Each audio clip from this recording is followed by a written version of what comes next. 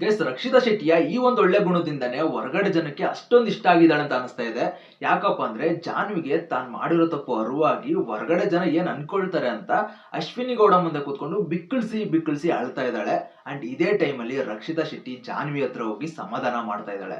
So ಇದೇ ಅಲ್ವಾ ಒಳ್ಳೆತನ ಅಂದ್ರೆ, ಅವ್ರು ಮಾತಾಡಿರೋ ಮಾತನ್ನೆಲ್ಲ ಮರೆತು, ಅವ್ರು ಮಾಡಿರೋ ಅವಮಾನನೆಲ್ಲ ಮರೆತು, ಒಬ್ರು ಕಷ್ಟದಲ್ಲಿದ್ದಾರೆ, ಒಬ್ರು ಅಳ್ತಾ ಇದಾರೆ ಅಂದಾಗ ಹೋಗಿ ಸಹಾಯ ಮಾಡ್ತಾರೆ, ಅವ್ರಿಗೆ ಸಮಾಧಾನ ಮಾಡ್ತಾರಲ್ಲ. ಸೊ ಇದೇ ಅವರ ನಿಜವಾದ ವ್ಯಕ್ತಿತ್ವ ಅಂಡ್ ನಿಜವಾದ ಒಳ್ಳೆತನ.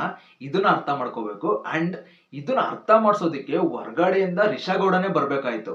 ಸೊ ಪ್ರೋಮೋದಲ್ಲಿ ಒಳ್ಳೆ ಮಾತುಗಳನ್ನ ಆಡಿದ್ದಾರೆ ರಿಷಾಗೌಡ. ಸೊ ನೋಡ್ಕೊಂಬನ್ನಿ.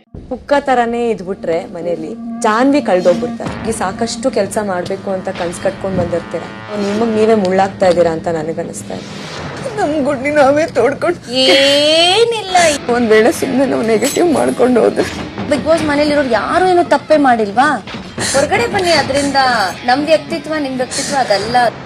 ನಾನ್ ಹೇಳಿ ಕೂಡ ಇವ್ರು ದಡ್ರಾಗ್ಬಿಟ್ರೆ ರಿಯಲ್ ದಡ್ರು ಅಂತ ಪ್ರೂವ್ ಮಾಡ್ಕೊಬೋದು. ಬಿಗ್ ಬಾಸ್ ಇಂದು ರಾತ್ರಿ 9:30ಕ್ಕೆ. ಗೈಸ್, ಪ್ರೋಮೋ ನೋಡಿದ್ಮೇಲೆ ನಿಮ್ಮ ಅಭಿಪ್ರಾಯ ಏನು ಅಂತ ಕಾಮೆಂಟ್ ಸೆಕ್ಷನ್ ಅಲ್ಲಿ ತಿಳಿಸಿ ನೋಡುವ.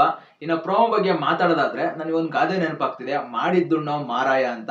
ಸೊ ಇದು ಜಾನ್ವಿರಿಗೆ ಸಖತ್ ಸೂಟ್ ಆಗ್ತಿದೆ ಈ ಟೈಮಲ್ಲಿ. ಏಕೆಂದ್ರೆ ಅವ್ರು ಮಾಡಿರೋ ತಪ್ಪಿಗೆ ಅವರೇ ಶಿಕ್ಷೆ ಅನುಭವಿಸ್ಬೇಕು, ಬೇರೆ ಯಾರು ಬರೋದಿಲ್ಲ.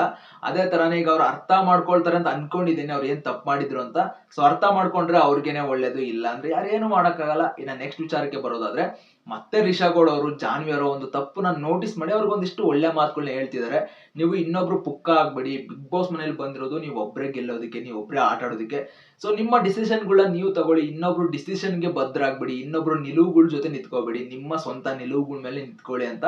ಸೊ ಇದನ್ನೆಲ್ಲ ಅರ್ಥ ಮಾಡ್ಕೊಂಡು ಜಾನ್ವಿ ಅವರು ಇನ್ಮೇಲಾದ್ರೂ ಬದ್ಲಾಗ್ತಾರ, ಕಾದ್ ನೋಡ್ಬೇಕು. ಬದ್ಲಾದ್ರೆ ಜನಗಳು ಸಹ ಅವ್ರನ್ನ ಇಷ್ಟ ಪಡ್ತಾರೆ, ಅವ್ರನ್ನ ಗೆಲ್ಸೋ ಅಂತಕ್ಕೂ ಕರ್ಕೊಂಡು ಹೋಗ್ಬೋದು. ಒಂದ್ ಒಳ್ಳೆ ಪೊಟೆನ್ಶಿಯಲ್ ಇದೆ ಅವ್ರಿಗೂ ಕೂಡ. ಇನ್ನ ನೆಕ್ಸ್ಟ್ ಒಂದ್ ಒಳ್ಳೆ ಮೇನ್ ಪಾಯಿಂಟ್ ಅಂದ್ರೆ ಅದು ರಕ್ಷಿತಾ ಶೆಟ್ಟಿದು. ಸೊ ಅವ್ರ ಒಳ್ಳೆತನಕ್ಕೆ ಅವ್ರಿಗೆ ಯಾವಾಗ್ಲೂ ಒಳ್ಳೇದಾಗುತ್ತೆ, ಅವ್ರು ಗೆಲ್ತಾರೋ ಬಿಡ್ತಾರೋ ಸೆಕೆಂಡ್ರಿ. ಬಟ್ ಹೊರಗಡೆ ಅಂತರೂ ಅವ್ರ ಒಳ್ಳೆತನಕ್ಕೆ ಒಳ್ಳೇದಾಗುತ್ತೆ. ಒಳ್ಳೇದ್ ಯಾರು ಮಾಡ್ತಾರಲ್ಲ ಅವ್ರಿಗೆ ಯಾವಾಗ್ಲೂ ಒಳ್ಳೇದ್ ಆಗ್ತಾನೆ ಇರುತ್ತೆ. ಅದಕ್ಕೆ ಮತ್ತೆ ಸೇವ್ ಆಗಿರೋದೇ ಅವ್ರ ಒಂದು ದೊಡ್ಡ ಉದಾಹರಣೆ. ಮತ್ತೆ ಜನ ಸೇವ್ ಮಾಡ್ಕೊಂಡು ಮನೇಲಿ ಉಳಿಸಿರೋದೆ. ಸೊ ಕಡೆವರೆಗೂ ಅವ್ರನ್ನ ಉಳಿಸ್ತಾರೆ ಅಂತ ನಂಬಿಕೆ ಇದೆ. ನಿಮ್ಗೆ ಮತ್ತೆ ಏನ್ ಇಷ್ಟ ಆಯ್ತು ಪ್ರೋಮೋ ಒಳಗಡೆ ಕಾಮೆಂಟ್ ಸೆಕ್ಷನ್ ಅಲ್ಲಿ ತಿಳಿಸಿ. ಇನ್ನು ಮತ್ತೆ ಮುಂದಿನ ವಿಡಿಯೋದಲ್ಲಿ ಸಿಗೋಣ. ಇನ್ನು ಯಾರೆಲ್ಲ ನನ್ನ ಒಂದು ಯೂಟ್ಯೂಬ್ ಚಾನಲ್ ಸಬ್ಸ್ಕ್ರೈಬ್ ಆಗಿಲ್ವೋ ಇವಾಗಲೇ ಸಬ್ಸ್ಕ್ರೈಬ್ ಆಗಿ ಗೈಸ್. ಬಾಯ್.